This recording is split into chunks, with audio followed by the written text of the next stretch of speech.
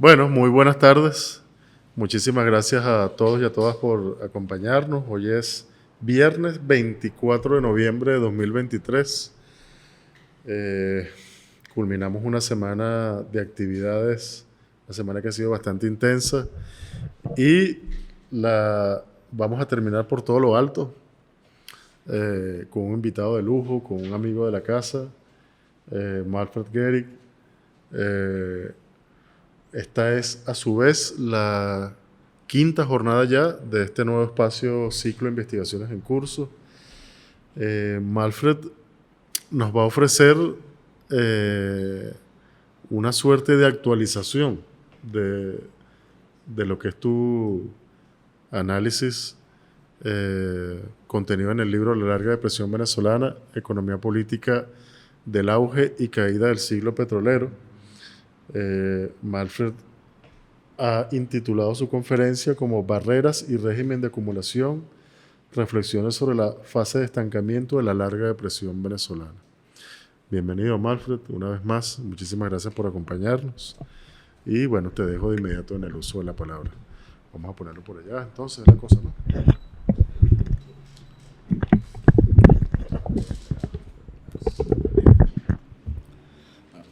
Muchas gracias, Reinaldo. Muchas gracias a los presentes. Gracias a ustedes por la invitación. ¿Qué significa esto? ¿Por qué barreras y régimen de acumulación? Es importante en esta coyuntura, precisamente, en la coyuntura que yo llamé en la parte final del libro, la fase de estancamiento de la larga depresión venezolana. Ya vamos a ver qué es eso, ¿no? Ver cuáles son los elementos estructurales que interfieren en la coyuntura. Porque básicamente los elementos estructurales son las barreras que impiden que se construya un régimen de acumulación. Y, como ya un poco lo voy a explicar, si el capitalismo es un sistema que funciona colocando barreras, ahorita voy a citar a Marx al respecto para que tengamos, la dinámica del capitalismo es colocar barreras para destruirla. Construye barreras, límites y contradicciones y los destruye. Y esa es la forma en que funciona el metabolismo del capital. Entonces, pero sin embargo hay unas barreras que impiden que la acumulación de capital florezca, ¿no? Y el quid aquí del asunto es la acumulación de capital, porque la capacidad de la economía de acumular capital, básicamente una economía capitalista, es lo que determina su éxito. Es decir, para decirlo de esta forma, la macroeconomía, lo que conocemos como la macroeconomía, siempre va a ser como la parte aparente de algo mucho más profundo, que es precisamente un régimen de acumulación. Entonces, un poco eso para iniciar. Entonces, básicamente lo que vamos a hacer es tratar de reflexionar sobre la conclusión del libro, sobre dónde dejamos el análisis a la conclusión del libro, ¿no? Entonces, voy a empezar comentando dos conceptos centrales que los voy a leer para que queden un poco precisos, que es este tema del régimen de acumulación y los límites y las barreras, ¿no? Entonces, hay el concepto de régimen de acumulación que David Harvey lo toma de la Escuela de la Regulación Francesa, pero hace una transformación para entenderlo más desde la dinámica de la acumulación de capital marxiana, ¿no? Entonces, Harvey define estrictamente el régimen de acumulación como de la siguiente forma, ¿no? Y es como que cada cuestión que señala para nosotros en este momento de la larga depresión venezolana nos dice muchas cosas, ¿no? Dice: un régimen de acumulación describe la estabilización en un largo periodo de la asignación del producto neto entre el consumo y la acumulación. Implica cierta correspondencia entre la transformación de las condiciones de producción y las condiciones de reproducción de los asalariados. Un sistema de acumulación particular puede existir en la medida en que su esquema de reproducción sea coherente. Entonces, esta cuestión es central. Un esquema de reproducción sea coherente. Entonces, ya vamos a ver qué es lo que le otorga cierta coherencia a un régimen de acumulación. Lo que le otorga cierta coherencia a un régimen de acumulación es básicamente tres cosas, ¿no? El capitalismo tiene que ser dinámico, es decir, es un sistema que tiende al crecimiento. Si el capitalismo no crece, quiere decir que el capitalismo está en crisis. Y el capitalismo tiene que haber cabida para la inversión y el cambio tecnológico. Es decir, el capitalismo es un sistema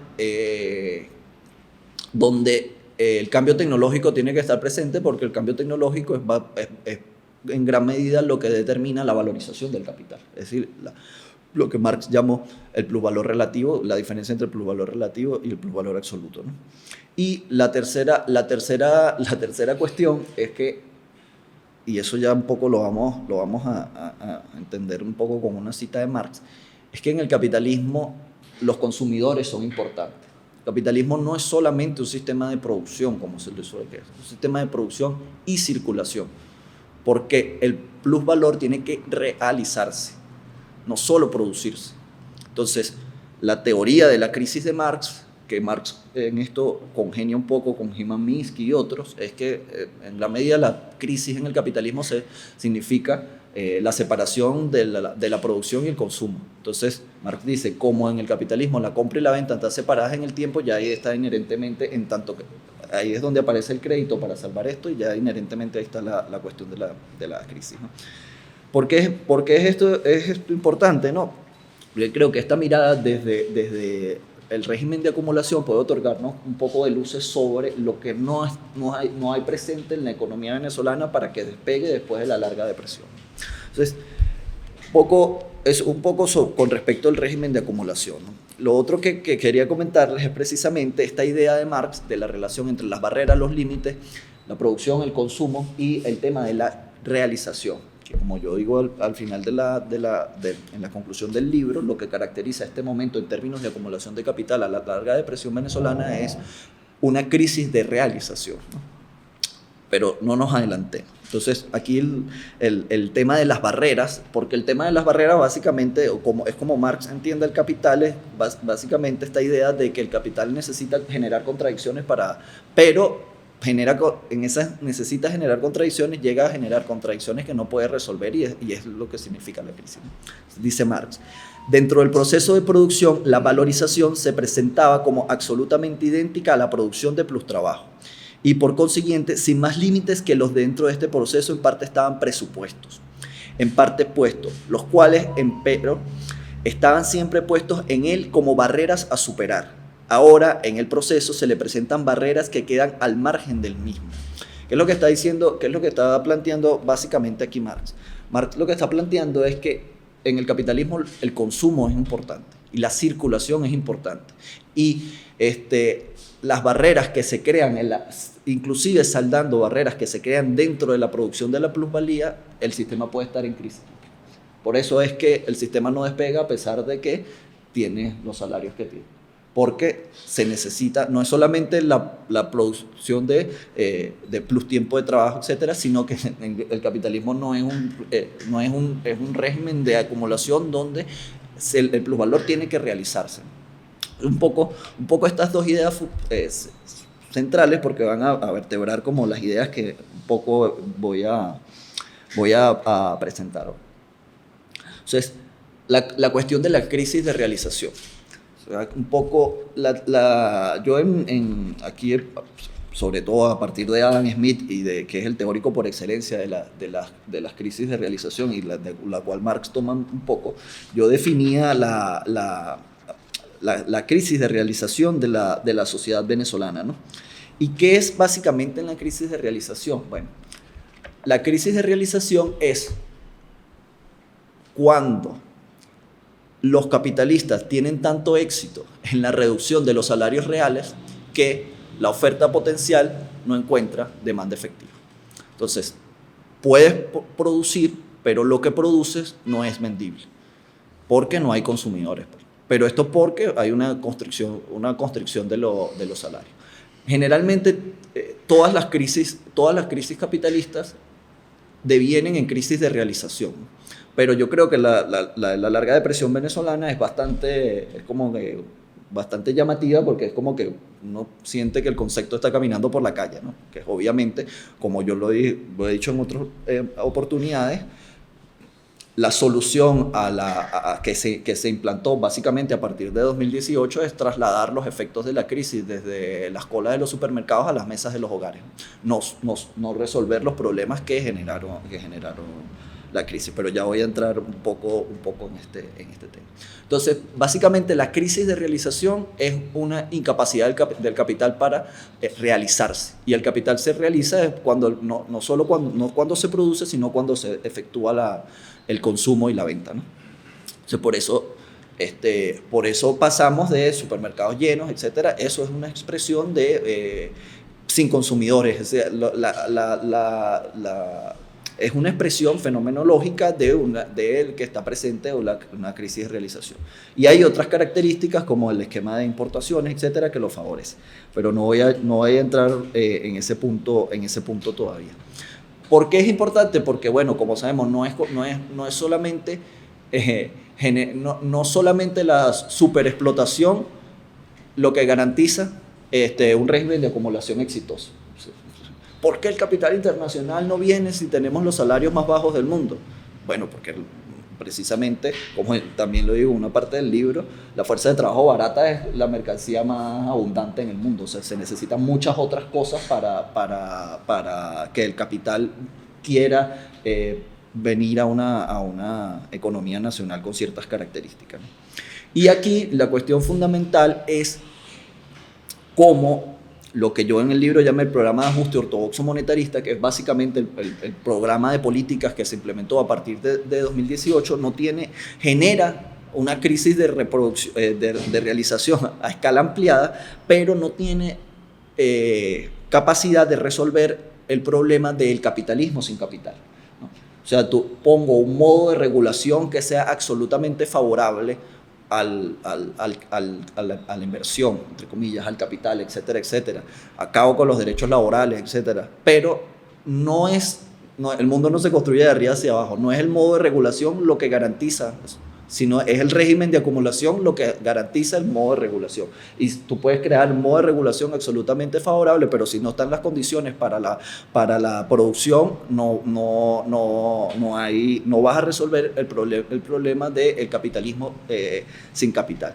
Y esto es una cuestión absolutamente importante, porque si surcamos de derecha a izquierda el espectro político, en Venezuela se cree que el problema de Venezuela solamente se va a resolver con capital internacional. En la derecha creen que cuando ellos lleguen al poder, el Fondo Monetario Internacional van a dar un mega préstamo. Es algo que ellos ni siquiera discuten. O que sencillamente cuando haya un gobierno que no sea este gobierno, el capital va a llover aquí a cántaros, etc. Y entonces, básicamente, eso sería una estrategia de desarrollo en base a lo que Breser Pereira llamó ahorro externo. Entonces, tú lo que traes es ahorros que es el capital que está en otros países, y lo buscas atraer para intentar crecer con ese esquema. Pero para tú absorber capital tienes que crear condiciones de demanda. Y una de las ingenuidades que yo veo es que las condiciones de demanda que se han intentado crear son como condiciones muy ideológicas, se puede decir de esta forma. Como presuponer que el capital funciona como de una forma superflua, ¿no? O sea, que el capital busca trabajos baratos, el capital busca que no haya derechos laborales, el capital busca... No, o sea, no funciona de esa forma. O sea, las altas finanzas internacionales no se basan en eso para invertir. Sí, hay muchas otras condiciones, y básicamente también se basan en condiciones de oferta. ¿Por qué el capital internacional va a China, por ejemplo? Porque todo el mundo cree que la fuerza de trabajo es barata, y sí, es relativamente barata, pero hay una oferta de factores, la energía no es escasa, la fuerza de trabajo es disciplinada, es sana, y es relativamente mucho más formada que en cualquier otro país donde puedas adquirir fuerza de trabajo por ese precio, etc. Entonces, hay muchas otras cosas, ¿no? Y también está la cuestión tecnológica. Pero todo esto para decir que básicamente lo que estamos viendo en este momento de estancamiento de la larga depresión venezolana es el problema insalvable con este marco de políticas del capitalismo sin capital. ¿No? que es básicamente cómo se muestra a nivel macroeconómico este concepto, cómo se ve empíricamente en la realidad, que es que tenemos lo que llamamos también aquí en el libro un equilibrio de mínimo nivel, que es que básicamente no solamente tenemos una economía bastante pequeña, sino que es una economía básicamente donde la formación bruta de capital, esto es la inversión, es una parte extremadamente diminuta del Producto Interno Bruto. Entonces, como leíamos a Harvey, ¿no? El modo de regulación se compone de el metabolismo que dice esto tanto para el consumo, esto para la reproducción. O sea, el modo de regulación de las economías asiáticas desde al menos hace 30 años es dar una parte muy grande del producto a la reinversión con el costo de mantener el consumo constreñido, ¿no? Pero, por ejemplo, la economía china durante 20 años tuvo una formación bruta de capital alrededor del 30% del Producto Interno Bruto, que era la tasa de formación bruta de capital que tuvo Venezuela en los 3 años virtuosos de la gran Venezuela, ¿no? O sea, pero que esto es un esquema de reproducción coherente. Bueno, para crecer a estas tasas agigantadas se decide invertir el 30%. ¿Qué pasa con las economías que tienen el problema? Que esto también se le conoce como la trampa de la pobreza, que es que tú eres pobre y la economía es pobre y lo poco que produces lo dedicas al consumo. Entonces, una economía de reproducción simple, no tiene mecanismos de reproducción ampliada, porque no creas mecanismos y entonces, por ejemplo, recientemente han salido algunos análisis, algunas noticias que, por ejemplo, el sector agroindustrial en este momento le está yendo muy bien, están teniendo como tasas aceleradas de crecimiento con respecto a otros sectores. ¿Por qué? Porque también en esto hay unas recomposiciones intersectoriales en distintos ramos de la industria bastante importantes. Si se consume muy poco, pero básicamente la gente lo poco que tiene lo gasta en alimentos, entonces estamos la ley de Engels a la inversa, ¿no? Entonces, lo poco que tenemos lo dedicamos al consumo, entonces los alimentos, el sector del agroindustrial se va a ver fortalecido. Entonces, la cuestión acá es que en el marco o en el entendimiento del programa ortodoxo monetarista se dio un proceso que yo denominé de sustitución negativa de importación, que es un proceso que está, por ejemplo, Víctor Bulmer Thomas lo analiza mucho, es un concepto de él, ¿no? Que él lo analiza mucho en los casos de los efectos de los programas de ajuste en Brasil y en el Cono Sur. Un proceso drástico de sustitución negativa de importaciones, donde básicamente se crea todo un modo de regulación que privilegia las importaciones y que empieza por el tema de la sobrevaluación cambiaria. ¿Cuál es la cuestión de la sobrevaluación cambiaria? Muy sencilla, pero es demasiado importante. En la medida que los precios crezcan más que el valor del tipo de cambio, se produce un proceso de sobrevaluación cambiaria que abarata importación. Y el problema es que es una mentira de patas cortas, porque a medida que tú abaratas importaciones necesitas más dólares para importar y para producir dólares hay que exportar, ¿no? Porque eso es otra gran mentira, ¿no? Que es que creímos que por aceptar la dolarización producimos dólares, ¿no? Básicamente para producir dólares tenemos que producir bienes transables y bienes que se vendan en el mercado externo. Y como sabemos, en estos días vi unos datos de la CEPAL que son realmente sorprendentes de la cantidad de productos que pone Venezuela en el mercado mundial. O sea, por ejemplo, ponemos en China y en Estados Unidos la misma cantidad de productos que Trinidad y Tobago, Cuba, Panamá y Paraguay. Esa era como nuestra. Y, por ejemplo, Brasil ponía casi 3.000 productos más que Venezuela. Venezuela ponía 200 y pico, después podemos poner la gráfica que es bastante elocuente, y Brasil pone 3.000. Entonces eso ya es una fotografía de nuestra inserción en el mercado mundial.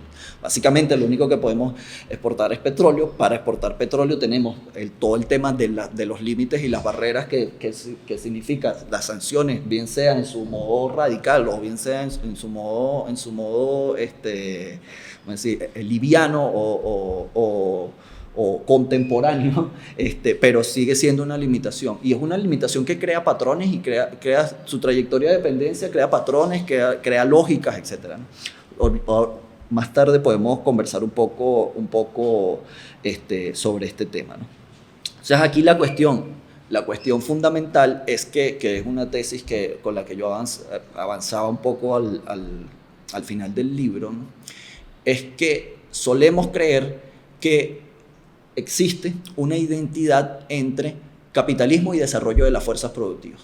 Sí, que en la medida que nos neoliberalizamos más, las fuerzas productivas se van a desarrollar.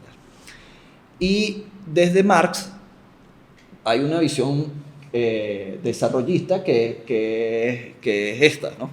Pero Marx nos advierte de algo que es sumamente importante también para este momento de la larga depresión venezolana, que se condensa en esta frase que es: la barrera real de la producción capitalista es el capital mismo. ¿Qué es lo que quiere decir básicamente esto? Que es que en algún momento el desarrollo de las fuerzas productivas es una barrera para la valorización del capital. Y ese es el momento de la larga depresión venezolana. Es decir, en este momento el proceso de acumulación está truncado y se está produciendo un gran proceso de concentración y centralización, que son tres cosas distintas. Generalmente nos enfocamos nada más en el primero, porque generalmente tenemos lo que hemos discutido varias veces de la visión productivista, ¿no? El Marx de la visión productivista, que es el Marx del tomo 1 del Capital. Pero Marx no es ni productivista ni circulacionista. Marx y la teoría de la crisis de realización y la teoría de la valorización es precisamente una expresión de esto, ¿no? Y esta cuestión de la valorización es realmente importante, porque así como cuando el proceso de acumulación está truncada, se produce una gran lucha intestina intercapitalista por el proceso de centralización y el proceso de concentración, ¿no? Y eso es lo que vemos es que básicamente hay unos capitalistas que se comen a otros. Y sobre todo, ya en Venezuela lo vimos, la pequeña y mediana industria que había en el país pereció, y la gran industria todavía sigue ahí. ¿Me explico? O sea, si vemos las zonas industriales de Venezuela, si nos vamos desde La Victoria hasta Valencia, nos damos cuenta que hay una gran cantidad de empresas quebradas, hay una gran cantidad de empresas que cerraron, y hay una gran cantidad de empresas que siguen y que le está yendo quizás ojos vistas bien, pero eso es expresión del proceso de concentración y centralización y de esa fagocitación intercapitalista que siempre va a ser una expresión de la crisis, ¿no? Entonces ahora un poco cómo introducimos todo este marco conceptual en el análisis de la larga depresión venezolana. Bueno, como planteo en el libro, yo divido la larga depresión venezolana en tres etapas, ¿no? Una etapa de crisis, que es la etapa del 2013 al 2015, una etapa de colapso, que es la etapa del 2016 al 2018, y del 2018 al 2021, una etapa que yo llamé de desastre, ¿no? Y yo decía que estaba empezando una nueva fase, que era una fase de estancamiento. Como el libro salió en el año pasado, el año 2022, justamente salió en los meses donde la mentira de patas cortas parecía, ¿no? Y obviamente muchos pensamos que bueno, era un novum. Si este paquete de política funcionaba, era un novum histórico, porque la experiencia estaba siendo más o menos parecida y las consecuencias estaban siendo más o menos parecidas a anteriores programas de políticas económicas que se implementaron en América Latina en la década de los 70, en la década de los 80, que tuvieron Básicamente las mismas consecuencias, el tema de la sustitución negativa de importación, el tema del equilibrio en mínimo nivel, el tema del estallido del tipo de cambio a medida que se rezaga y tal, y justamente después hubo un colapso cambiario que se devaluó como 100 y pico % en una semana, y a partir de ese momento como que volvimos a caer en que el efecto de los pequeños meses de crecimiento, los pequeños trimestres de crecimiento, y bueno, estamos teniendo un año que todavía algunos organismos internacionales por los que yo me rijo creen que la economía venezolana va a crecer 4 o 3 punto pico %, pero han venido reduciendo cada vez que sacan un informe. Empezaron en 8% al final del año, lo último que hizo el Fondo Monetario estaba en 3.5%, la CEPAL bajó a más de 2%, y el Fondo Monetario es el más optimista, ¿no? El CEPAL, que yo creo que tienen eso más herramientas para la interpretación de la realidad, estaba ya por el orden del 2% de su último informe preliminar, ¿no? Pero, como ya se ha dicho anteriormente, que la economía venezolana no esté creciendo a tasas de 30, 40% es realmente un fenómeno digno de estudiar. La economía venezolana tiene que, después de una caída del 80%, tiene que haber rebotado por lo menos, volver a llevar al PIB a unos 120.000, 130.000 millones de dólares. Y bueno, según las cifras de CEPAL, todavía estamos en cifras ajustadas por inflación, es decir, en términos en un PIB de 70.000 millones de dólares. Una economía extremadamente pequeña y que parece que no tiene capacidad de recuperarse, ¿no? Porque los motores que le quedan son muy pocos, y los motores que le quedan, sabemos, el único es el motor petrolero, y sabemos que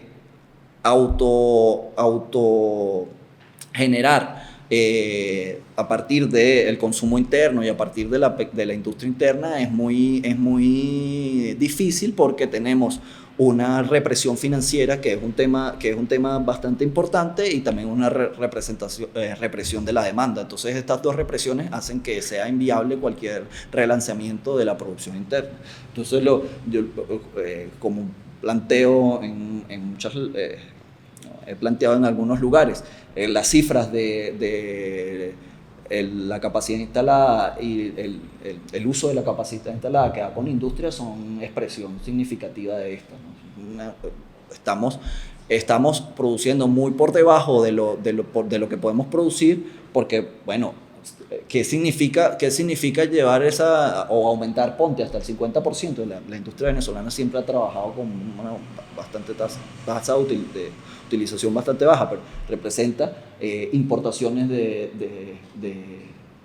no de productos finales, sino las importaciones que realmente vas a necesitar llevar tus importaciones por lo menos a 40.000 millones de dólares, cuando ahorita estamos en 10.000 millones de dólares, porque una cosa es importar productos finales para el consumo personal, y otra cosa es las importaciones que se necesitan para mover la zona industrial de Valencia, por ejemplo. Ahí vas a necesitar químicos, vas a necesitar otras cosas que son realmente lo que te disparan las importaciones. No hay generación de divisas a través del petróleo para mantener ese nivel de importaciones, ¿no? Ahí hay como una constricción muy importante, ¿no? El otro es las condiciones reales para la producción, la oferta energética. O sea, la crisis energética no ha sido saldada, o sea, ha sido maniatada a través de... O sea, hay una crisis energética que es una crisis de generación, y también es una crisis de movilidad. O sea, todo el problema que sabemos con el combustible. Y sabemos que en Venezuela la importancia de la energía en el Producto Interno Bruto es muy importante en la producción, porque somos también intensivos en energía, porque es uno de los recursos que tenemos más, en teoría lo tenemos más disponible y barato, ¿no? Eso en segundo lugar. El impacto de la gran migración, o sea, el impacto de la fuerza de trabajo capacitada que se fue, eso es otro elemento que es una constricción importantísima. O sea, por ejemplo, se dice, no, es que hay sectores donde los salarios son altos con respecto a los salarios normales. Entonces, es que claro, pero es que se ha producido una crisis de oferta de trabajo calificado, ¿me explico? Entonces, esa crisis de oferta de trabajo calificado hace que suban los salarios en cierto ciertos oficios, profesiones, etcétera, porque básicamente es que ha sacado a 6 millones de personas de un país. Esta oferta de mano de obra calificada es una cuestión que yo creo que hay que meterle el ojo, porque, o sea, no sacas a 6 millones de personas de un país y la cosa va a ser igual. Básicamente la fuerza de trabajo, el trabajo vivo que se está yendo con esa persona es un factor de producción importante. Eso en un tercer caso. Y bueno, existe el tema de que para mí es esencial y no sé, porque aquí estamos, este concepto de la normalización progresiva, que es un concepto que se utiliza mucho, lo hemos venido hablando en la teoría de las sociedades que colapsan, ¿no? Y la normalización progresiva es básicamente que las sociedades que están colapsando pierden la capacidad de determinar que están colapsando. Un indicativo de que las sociedades colapsan es que no hay reflexión sobre el colapso de la propia sociedad. O sea, históricamente se ha demostrado, ¿no? Y entonces el tema de la represión financiera. Hay gente, no, bueno, sí aumentaron los préstamos 1000 y pico % y tal, pero son préstamos indexados, ¿no? Que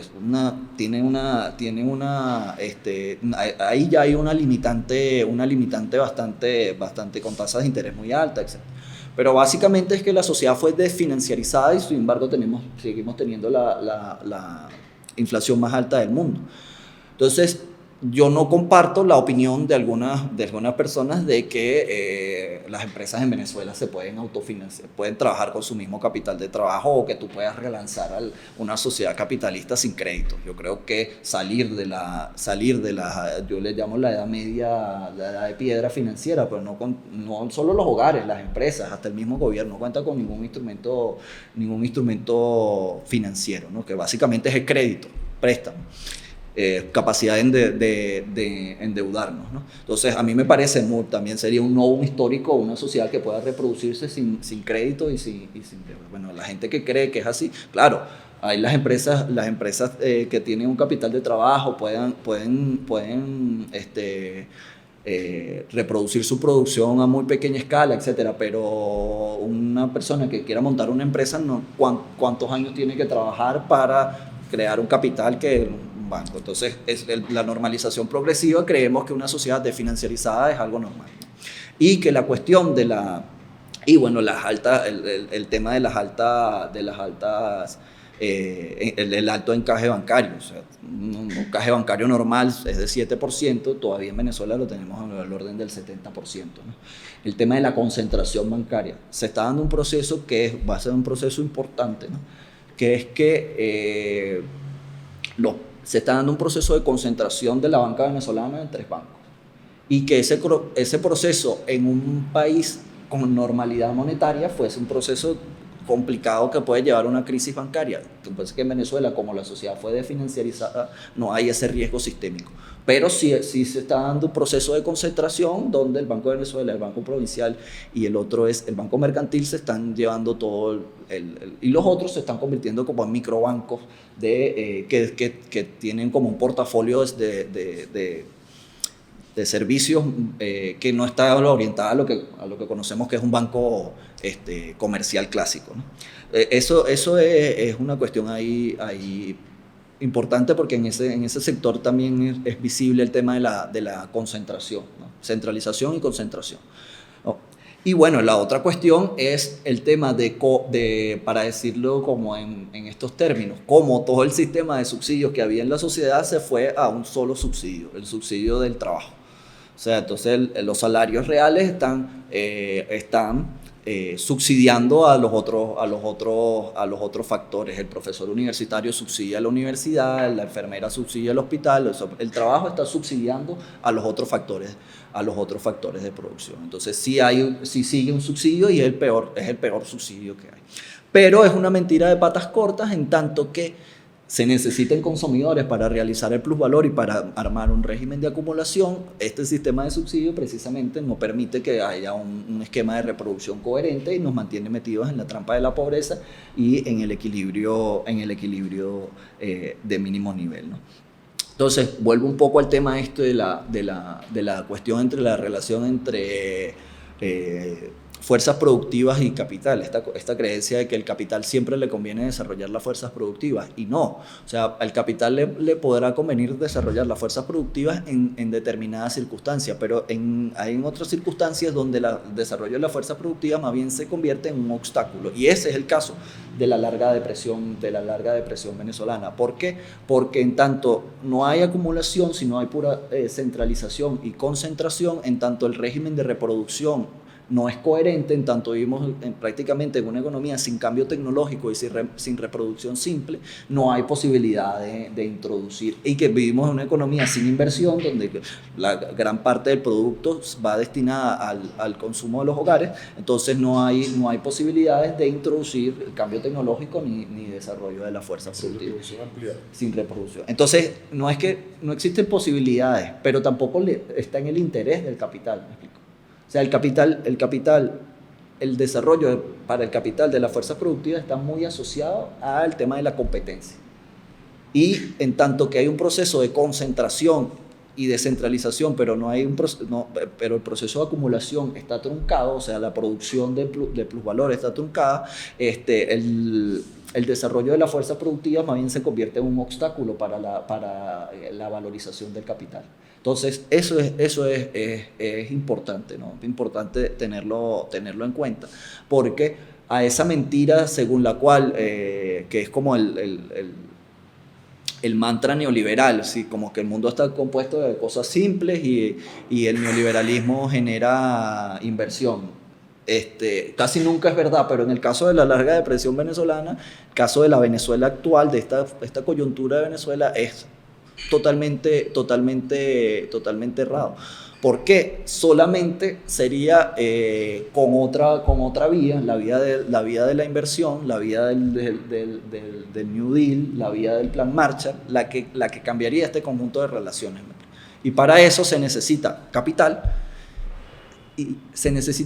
pero también capital en ciertas condiciones. Venezuela no puede endeudarse, porque lo que haríamos es, tenemos ya una deuda extremadamente alta, estamos en default, tenemos una deuda alta con respecto al Producto Interno Bruto, y no estamos pagando la deuda, lo que ha sido un respiro, pero suponte el costo fiscal que necesitaríamos en términos de cobrar impuestos, porque pagar la deuda el Estado tiene que recaudar, ¿no? Y eso lo que significa para los hogares que 10% del Producto Interno Bruto se vaya en pago de deuda, como se fue en los años 2015, 2016 hasta 2017. Entonces sería colocar una constricción en esas condiciones. Yo diría, no, es mejor no acudir, es mejor reproducirnos con una estrategia de desarrollo interna, porque sería, pero sin embargo esto es una cuestión que como sabemos en el discurso mainstream venezolano de la economía, son como se da por sentado.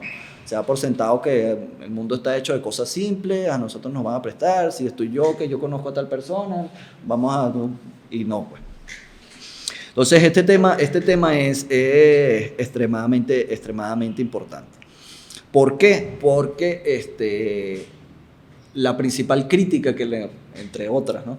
La principal crítica que le podemos hacer al programa de ajuste ortodoxo monetarista no es solo que no es exitoso en sus propios términos, es la inflación más alta del mundo. O sea, un programa que concibe que el único problema de una economía es los precios, que no concibe que el desempleo y los ingresos son un problema macroeconómico extremadamente importante. O sea, ahí es donde está el espíritu extremadamente monetarista, es decir, macroeconomía sin datos de empleo y sin datos de inversión, etcétera, solo precios. Bueno, un programa que está diseñado para aniquilar la inflación y que está diseñado para causar el dolor que sea necesario con respecto a bajar los precios, que su única condición de éxito es eso, no ha logrado bajar los precios. O sea, logró aniquilar la hiperinflación definida técnicamente, pero con estos niveles de represión financiera, una inflación de 200% es hiperinflación.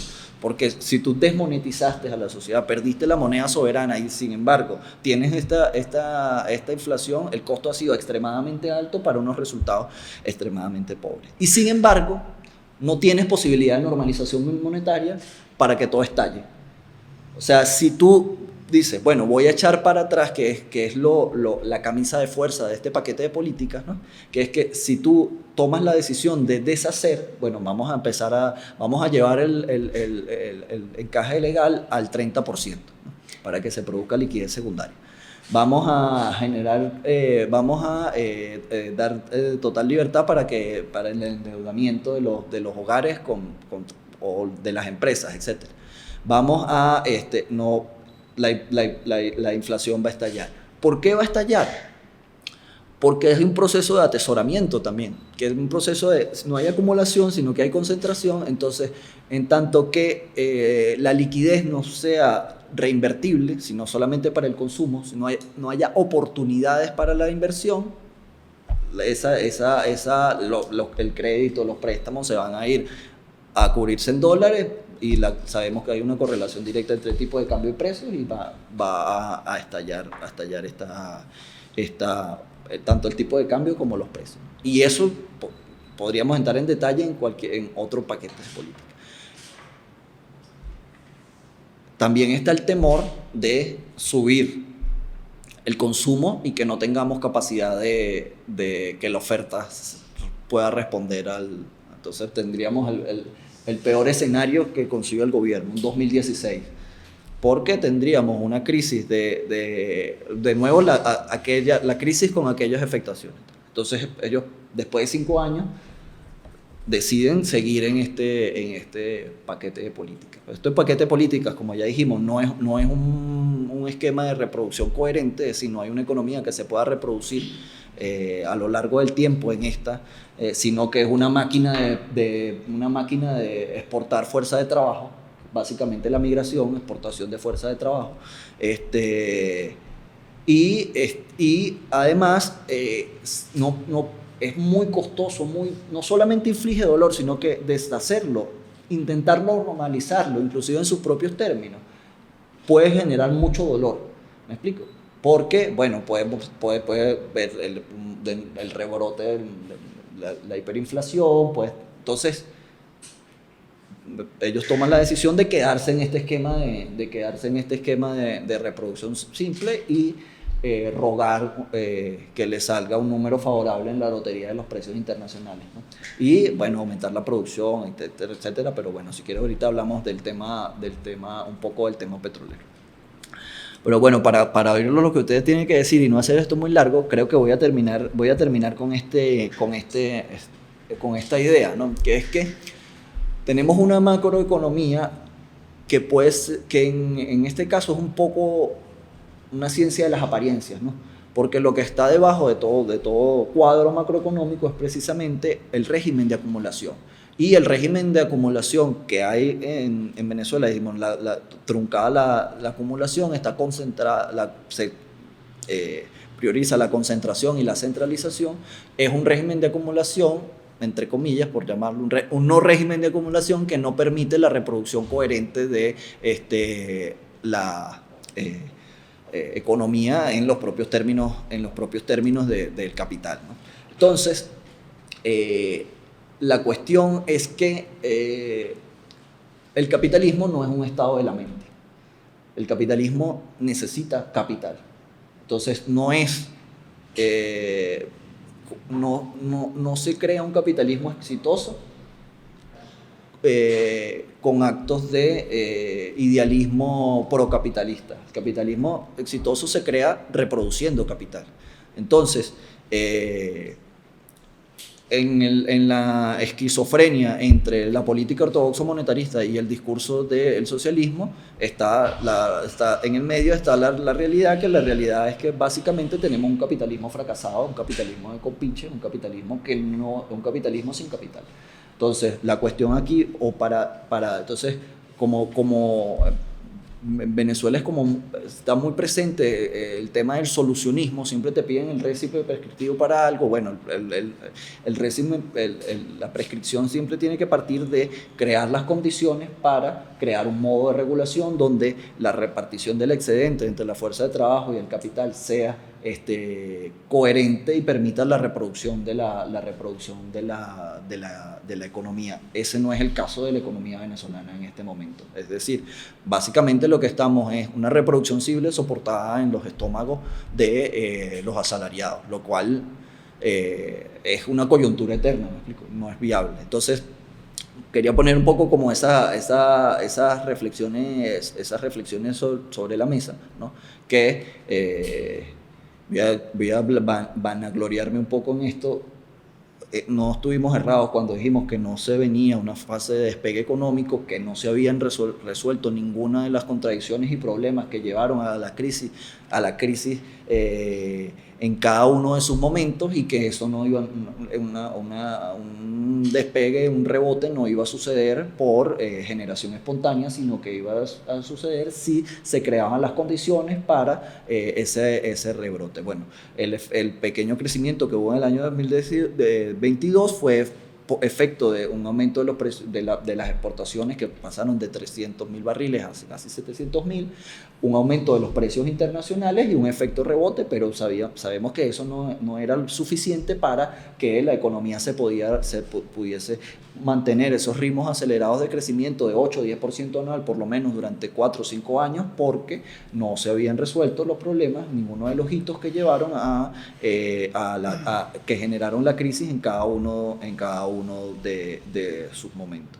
Entonces, la cuestión del capitalismo sin capital sigue estando ahí, la cuestión de la dominación sin hegemonía sigue estando ahí, o sea, los problemas siguen estando ahí, no han desaparecido, solamente que cambian sus efectuaciones porque, bueno, la naturaleza de las sociedades es que son fluidas. Gracias, Marta.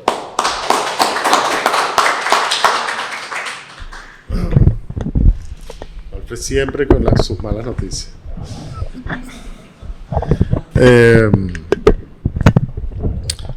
Yo te pediría, Marfred, en términos ni siquiera conceptuales, casi que de método, yo te pediría que precisaras, o sea, cuál es la diferencia entre centralización y concentración. Que hablaras un poco más sobre, a mí en lo particular me interesa, que está relacionado con este tema de la concentración. ¿Cómo se expresa esto en el sector agroindustrial? Que tú dices que ha tenido como cierto repunte y explicabas un poco las razones, pero como en líneas muy generales, ¿no? Me gustaría que comentaras un poco más sobre eso. El optimismo de los gremios empresariales.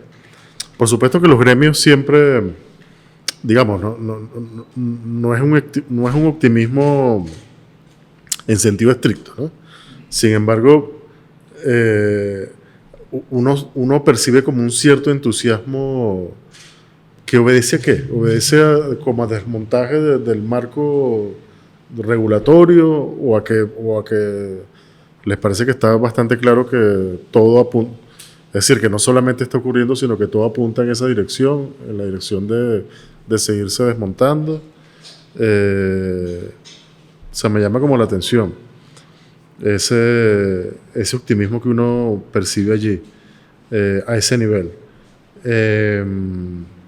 Hay gente que te dirá, compañero, o sea, está clarísimo, capitalismo sin capital, porque sobre Venezuela pesa un embargo comercial. Mientras haya sanciones, no va a haber capital, ¿no? Y bueno, así se despacha todo el asunto y queda todo explicado, ¿no? ¿Qué responderías a eso? Y lo otro es, saliéndonos un poco digamos, de lo político y tratando como de comprender esta realidad, esta coyuntura, saliéndonos del campo, del terreno de lo económico y entrando un poco en el político. Es decir, digamos como la apuesta porque las cosas se mantengan de esta manera, ¿tú crees que obedezca a algún cálculo político? Es decir, que más o menos como ocurrió en 2018, sí, por supuesto, o sea, sin entrar en mucho detalle, ¿no? Por supuesto que esto es una cosa que merece que sea discutida con mayor seriedad y referirnos a ciertas circunstancias, pero digamos, después el programa económico de septiembre de 2018, digamos, esa decisión o esa vuelta de tuerca en lo económico, no, que es como un viraje que ya, como lo hemos conversado mucho, uno puede identificar alrededor de 2016. Obviamente ocurre en ese momento porque, bueno, ya había pasado la elección presidencial y parece más o menos evidente en retrospectiva que, bueno, que ya se podían tomar algunas decisiones duras, difíciles y tal, ¿no? ¿Habrá algún tipo de cálculo político respecto bueno, de repente hacer alguna otra cosa o introducir alguna modificación de política para después de 2024? Eso último, o sea, las otras cosas creo que todo lo que te dije anteriormente creo que más bien contribuiría como a profundizar, a aclarar ciertas cosas. Sobre esto último en específico, yo en lo particular sí es lo que menos tengo claro. O sea, no lo comprendo bien, pues. No sé muy bien cómo leerlo. Te pregunté como 5 cosas. ¿Sí? Echa el cable por allá. Empezaron como por el tema del optimismo empresarial. Thorstein Veblen, el economista e institucionalista estadounidense, tenía una frase bastante elocuente sobre la depresión en la que estuvo el mundo, que se conoce como la Gran Depresión, ¿no? 1873, 1896, ¿no? Él decía que las crisis económicas siempre son una enfermedad psicológica de los hombres de negocio, de los empresarios, ¿no? Era una frase lacónica de Thorstein Veblen. Digo esto porque, bueno, una cosa es el espíritu y el ánimo de los empresarios y otra cosa es las condiciones reales para la reproducción, ¿no? ¿Qué pasa? El programa ortodoxo monetarista, como sabemos, es un programa que privilegia importaciones, un programa que encarece la producción nacional, abarata la producción extranjera, restringe el consumo y prácticamente pone a los capitalistas en una lucha fratricida en busca de consumidores, ¿no? Entonces, sabemos que no es un programa que en lo real favorece al capital nacional. Y, por ejemplo, como sabemos, esto vino acompañado de una exención de impuestos a las importaciones y tal, y hay una cuestión de presión fiscal interna importante. ¿Por qué? Porque el problema de una economía capitalista moderna es que los impuestos no se pueden ver desde esta visión bodeguera que lo es cierto mainstream económico, ¿no? Porque básicamente cuando estamos hablando de impuestos estamos hablando del gran esquema de distribución que hay dentro de la sociedad. Entonces, cuando uno cobra muchos impuestos y no los el Estado, cuando el Estado cobra muchos impuestos y no los reintroduce de nuevo en la sociedad, básicamente lo que está es maniatando a la sociedad para que se reproduzca. Entonces el problema de los impuestos, no, como se dice, no es un problema de la policía, no es un problema de ir y cobrar impuestos, un problema, por eso el CENIAT no forma parte del Ministerio de Interior y Justicia, porque no es un problema de cobrar impuestos, es un problema que yo si cobro muchos impuestos puedo maniatar a la actividad económica, no solamente a las empresas, también a los hogares, ¿no? Si tú le cobras 200 bolívares de impuestos a un maestro que tú dices, no, bueno, es poco, porque aquí lo vemos en términos proporcionales, son como 5 meses de salario. Digo, las cifras no son estas, pero conocí un caso que pasó esto, ¿no? Una maestra que pagó un impuesto y cuando eran como 6 salarios. Entonces tú dices, ahí se ve el ejemplo, ¿no? Entonces, el tema por ahí también tenemos otro, pero yo creo que sí, los empresarios, yo creo que, no estoy diciendo que es el caso venezolano, creo que en el mundo relacionen optimismo a conexiones políticas. Entonces, yo creo que los empresarios en el mundo son optimistas cada vez que el poder los escucha. Y creo que a eso se debe un poco este optimismo de los empresarios. Creo que hay un desplazamiento tectónico, Reinaldo, que es una de las cosas más importantes que ha pasado en este país en los últimos 3 o 4 años, y es que la oposición clásica perdió el apoyo de una gran parte del empresariado venezolano. Y que ese empresariado venezolano no es que se volvió favorable estrictamente al gobierno, pero cree que puede inclusive entenderse mejor con el gobierno que con esa oposición. Y yo creo que esto es importante porque podemos estar hablando de que se está creando una base empresarial de apoyo ¿no? Y ahí, bueno, vemos los casos de las personas que sabemos, las declaraciones que ha dado cierta gente como de la Cámara de Inversiones, etc., ¿no? Y bueno, vemos los maridajes con industria, sí. Fede Cámaras, etc. Y bueno, por otra parte, creo que ya en el último año el sector empresarial sí ha obtenido ciertas cosas del gobierno. Pues, obtuvo el tema de de bajar los impuestos, la excepción la cantidad de productos que tenían excepción de impuestos a las importaciones, que básicamente eran productos terminados que competían, decían ellos, con la producción nacional, etc. Ahora el tema del contrabando también es algo que se está posicionando. Entonces vemos que los militares están como principal en la tarea para eso, el contrabando, y que con industria está en ese tema, etc., ¿no?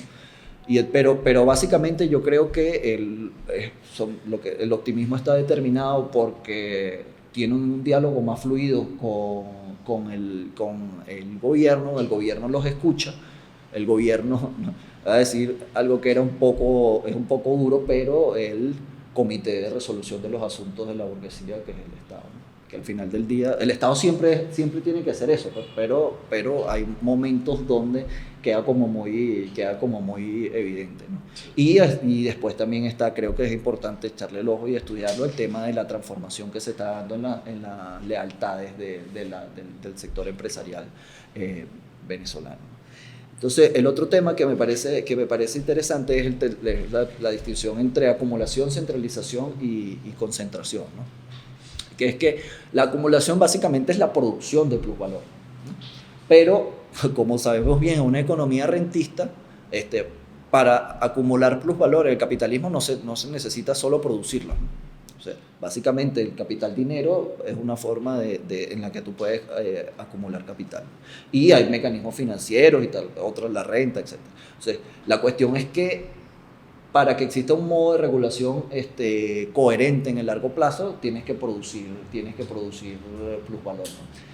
Y tiene que ser para producir, porque no es atesoramiento, porque para producir, para que sea capital, yo tengo que tener la posibilidad de reproducirse. O sea, lo que diferencia el capitalismo es que el capitalismo es un sistema económico que se reproduce a escala ampliada.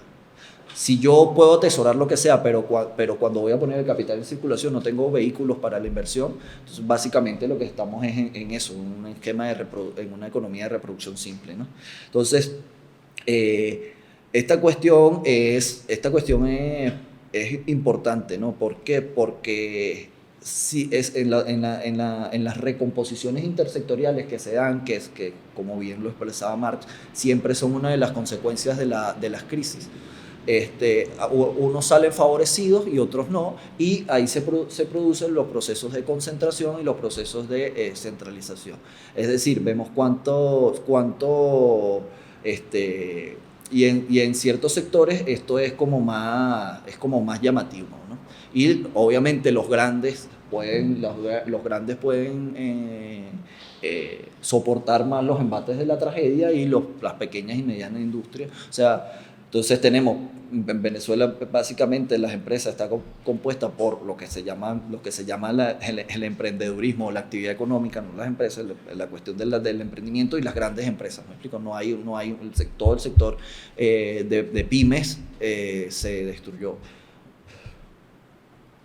que era un sector que daba mucho trabajo también, que es importante ponerlo sobre la mesa porque, insisto, hay que volver a colocar aquí el principal problema de la economía venezolana es el empleo y los ingresos. Y la inflación es problemática exactamente y nadie lo niega y hay que maniatarla y la inflación es una cuestión que tiene que combatirse centralmente, pero no a combatirse a cualquier costo. Si el costo es una represión salarial de estos niveles, si el costo es una represión financiera de estas dimensiones, no tiene ningún tipo de sentido porque el daño sobre el empleo y el daño sobre los ingresos de las familias es dramático, ¿no? Y bueno, después está la cuestión de la relación entre sanciones y el problema del capital. O sea, yo creo que si vamos a discutir seriamente el impacto de unas sanciones tan nocivas, etcétera, podemos discutir, pero si se va a utilizar las sanciones como una mampara para no discutir la realidad del país, hay que ser taxativos y hay que anteponer un discurso tan taxativo como el que los que utilizan las sanciones como una excusa para no pensar, ¿no?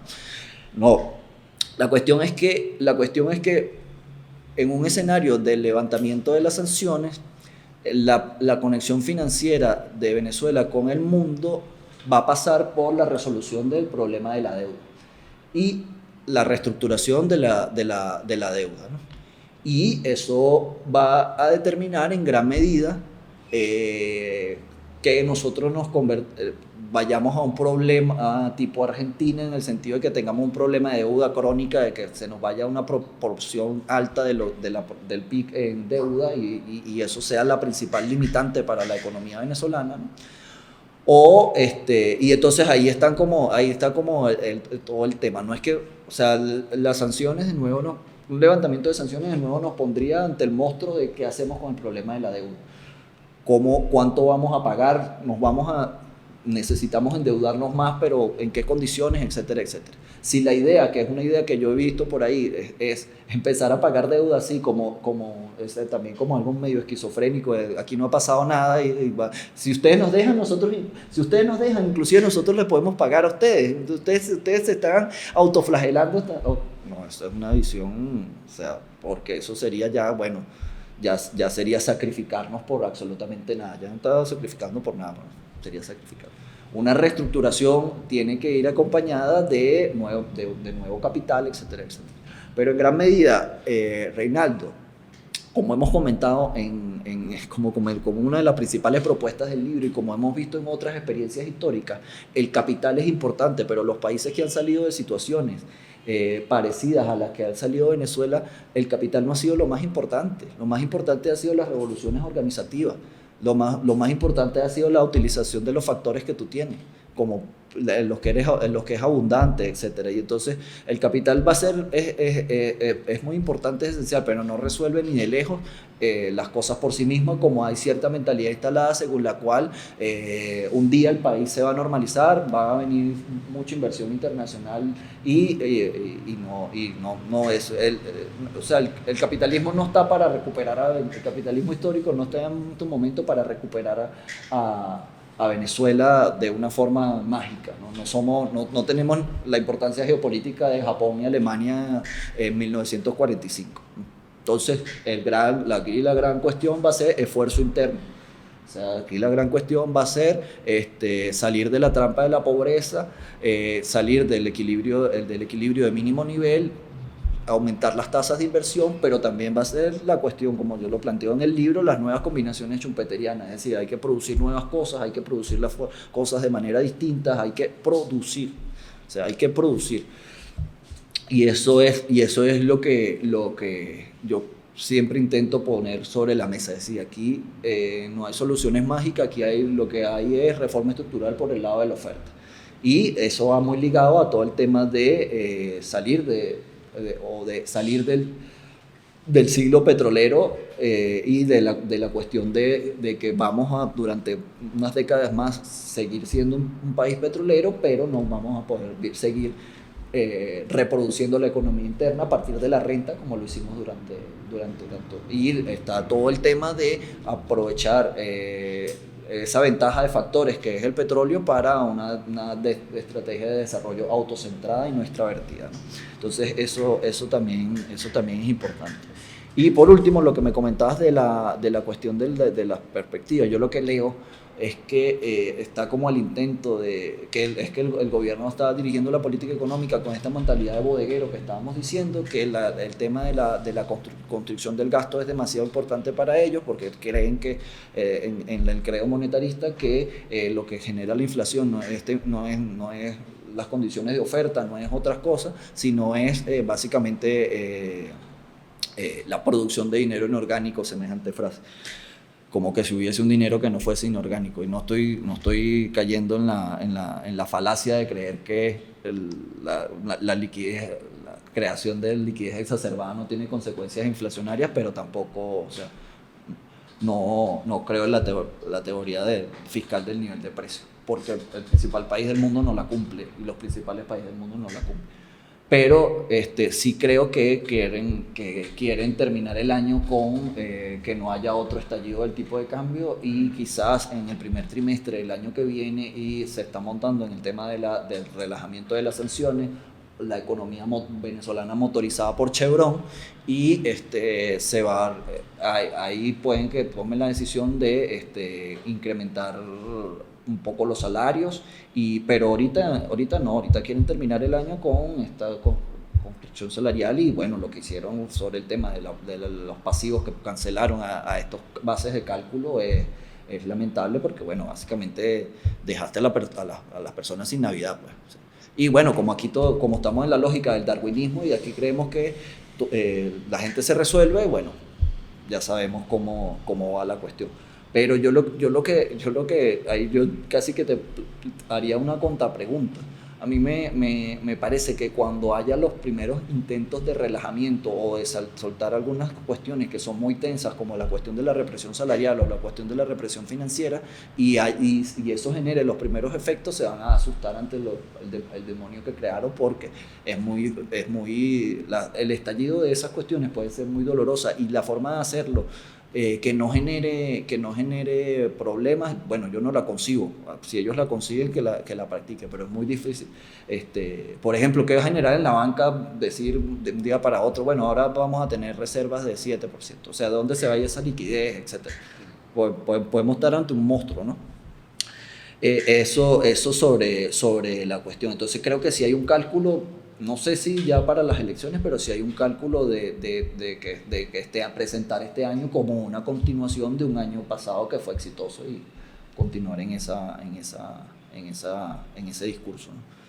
Pero ya, como comentábamos, cumplimos 5 años en este paquete de política, y bueno, lo drástico que han sido y tal, los resultados realmente han sido extremadamente penosos.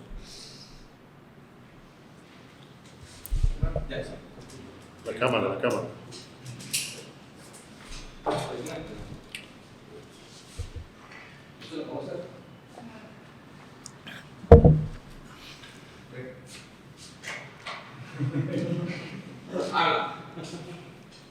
Respecto a los salarios del Estado, yo sí creo que haya, en los últimos 2 o 3 años se ha producido un cambio, una diferencia, y es que el salario privado se ha ido distanciando del salario del Estado. Voy a poner un ejemplo. Una cajera del Centro Plaza gana $210. O sea, le pagan 110 de bono y 22 semanales. Para hacer pero eso da 200 y pico de dólares en una cajera del automercado, que hace 3 o 4 años ganaba 60, después ganó 120 y ahora está en 220. O sea, ahí ha habido un cambio. Sin embargo, bueno, los sueldos del Estado no. Y entonces yo me pregunto, ¿por qué esa economía sí está dando para ir aumentando los sueldos privados, y sin embargo al Estado no le da para aumentar los sueldos del Estado?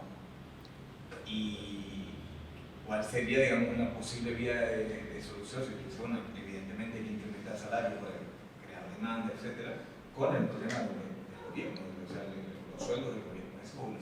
Lo otro es, yo sí he visto una transformación interna dentro del gobierno, que es digamos, la generalización de los bonos en dólares en las capas, que pasó de ser una política, digamos, segmentada entre los amigos, o sea, inclusive no, por ejemplo, en un ministerio tú veías que los viceministros le daban tantos cuando le daban, y a los directores le daban algunos, los que eran más panes de otros.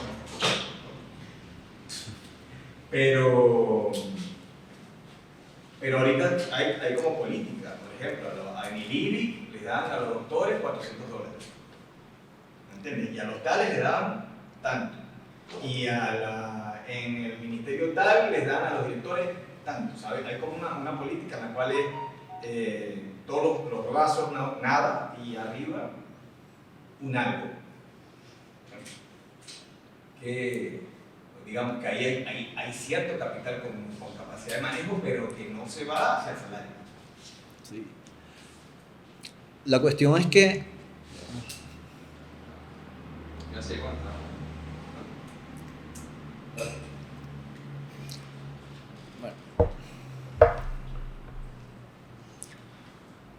bueno, yo, como le he comentado a Reinaldo muchas veces, creo que necesitamos mucho trabajo empírico, cualitativo, sobre el mercado de trabajo. O sea, la recomposición que se ha producido en el mercado de trabajo en los últimos años, porque ha sido como una transformación tectónica que yo creo que no lo hemos estudiado lo suficiente, ¿no? ¿Qué es lo que pasa? En ciertos sectores del sector privado se notó muy drásticamente la escasez de fuerza de trabajo capacitada. Entonces, las empresas tenían unos niveles de precarización muy altos, unos niveles de rotación muy altos, se empezó a ir trabajadores y empezaron a incrementar los salarios, pues se dieron cuenta que era un factor importante, ¿no? En el Estado, ¿qué pasa en el Estado? Que el criterio del Estado para subir los salarios no es un criterio crematístico, no es un criterio de cuánto me entra y cuánto tengo para gastar. O sea, no es la economía del oikos. Es un criterio macroeconómico que responde a la estrategia ortodoxo monetarista, que es que la represión salarial es una de las formas o la forma por excelencia en que el gobierno intenta contener el gasto, disminuir el déficit fiscal, y eso es una de las herramientas centrales juntos con la represión financiera para abatir la inflación. Entonces, hay una cuestión que tiene que ver con la cuestión meramente contable, es decir, cuánto hay para gastar. Y hay otra cuestión que tiene que ver con el tema macroeconómico, que es el tema de estás metido en un paquete de políticas que tienen estas características, que fueron diseñadas para estas cosas y que sus herramientas son para producir ciertos efectos, es hacer esto, la represión salarial. Sí, ciertamente hay un proceso de desorden total en la administración pública, que ya no se sabe quién cobra tanto y cuánto se cobra tanto y tal. O sea, lo que sabemos es lo que se publicita, que por ejemplo los profesores universitarios, etcétera, etcétera. Pero es que también, que es una cuestión que es importante, ahí ya paso a la otra cuestión, que es que el tema de la represión salarial ha ido acompasada con un intento de vorágine fiscal, sobre todo descentralizadamente. Entonces las alcaldías, sobre todo las alcaldías, empezaron a desengavetar un poco de impuestos que se habían olvidado de cobrar y empezaron a cobrar un poco de impuestos y tal. Entonces eso fue un problema que se volvió tan complejo que se creó hasta una ley de armonización tributaria que al final del día no ha sido, o sea, no según los empresarios dicen, estos días leí una declaración en Banca y Negocio sobre esto, dice, no era lo que esperaban, ¿no? Porque, como sabemos, aquí en Venezuela es legal que las alcaldías cobren impuestos y tal, pero una cosa es cómo tú armonizas eso con una estrategia fiscal coherente, ¿no? Entonces ahí es difícil, porque no es un tema legal, pero no es un tema que responde básicamente a una estrategia macroeconómica, ¿no?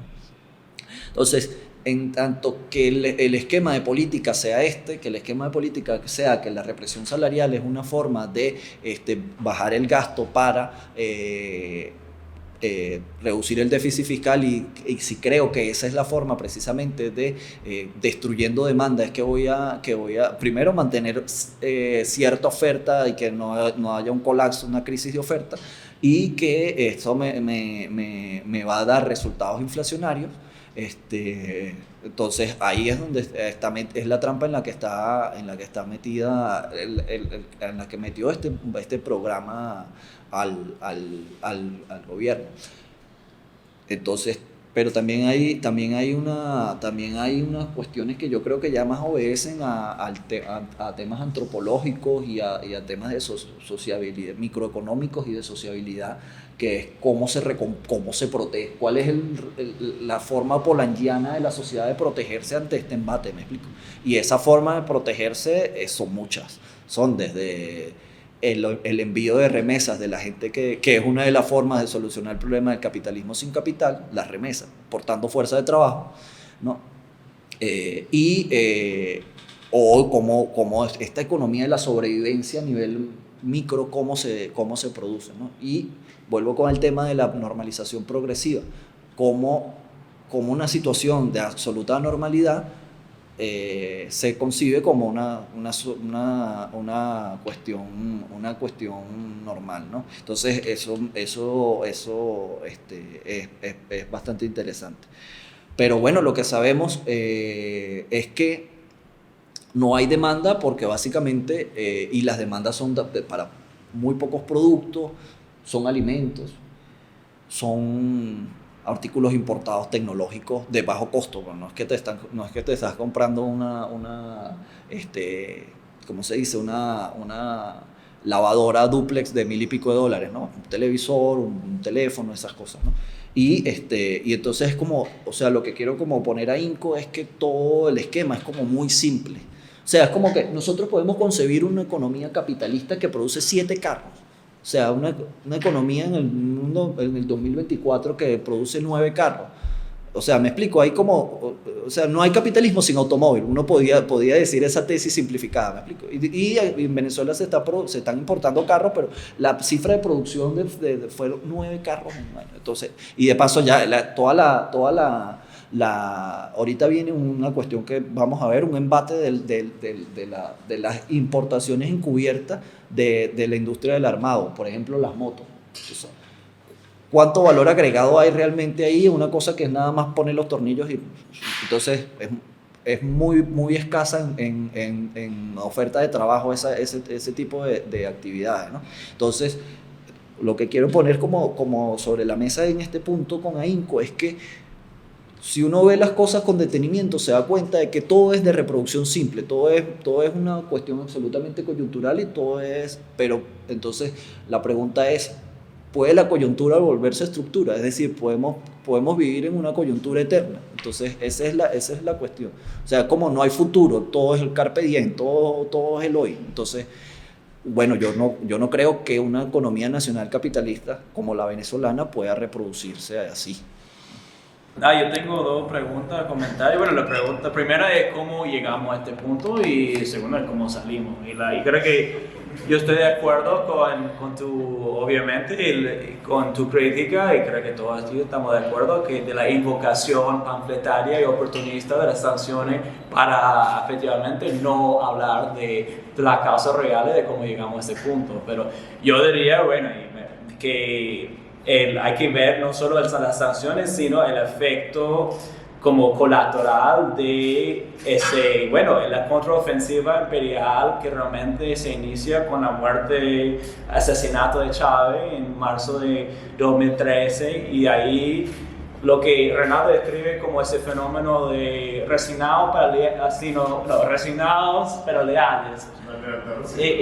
Sí. Y yo pregunto si podemos reconciliar eso como un proceso de comprodorización ideológica, en de que, bueno, que todavía no ha llegado a abrazarse con un programa neoliberal formalmente concebido, sino una entrega, una decisión de que, bueno, vamos a hacer todo lo posible a caernos bien con el imperio, vamos a bueno, o sea, entregar el proyecto efectivamente, vamos a tratar de mantener el pacto social de que se va a negociar con Chávez, pero vamos a entregar cualquier aspiración de mover más allá como había pretendido Chávez. Así que la pregunta es, bueno, o sea, viendo el tema, primero sí, en cierto término, compradorización es un concepto adecuado para entender ese proceso y de que hasta qué punto económicamente, cuando ya tenemos el de facto compradorización después de 2018, en que bueno, que ya sabemos que tú has hablado antes de que la burguesía venezolana siguiendo Domingo Alberto ya siempre ha sido compradora en el sentido de un comercial y financiero totalmente extrovertido, etcétera.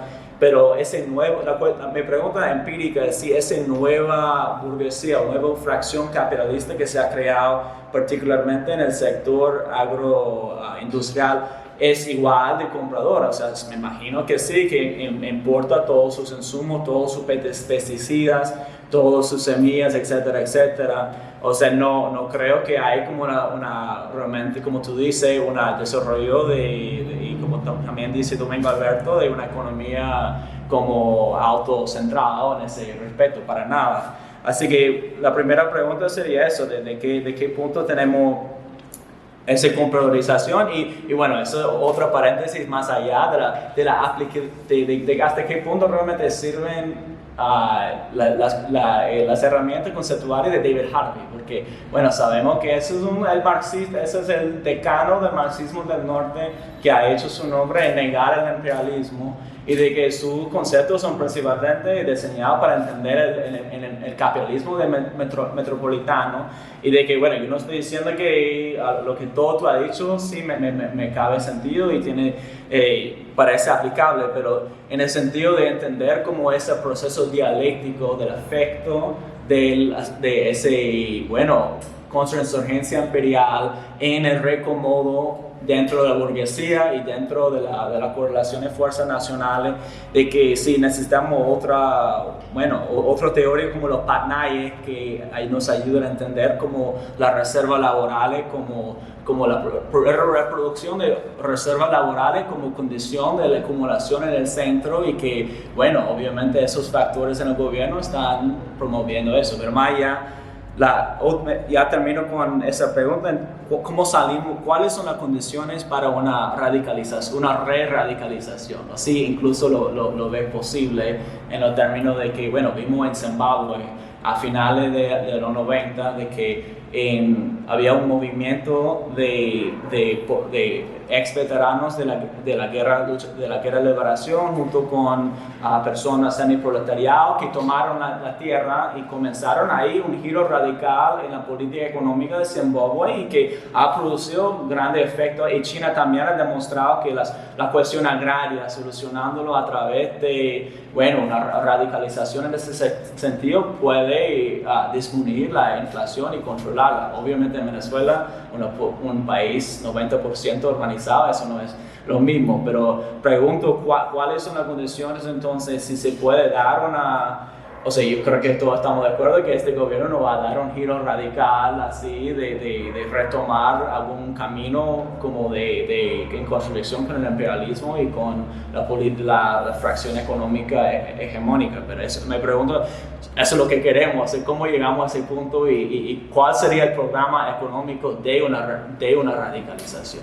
Si fuera ministro de Economía, Manfred Göring, ojalá sería así.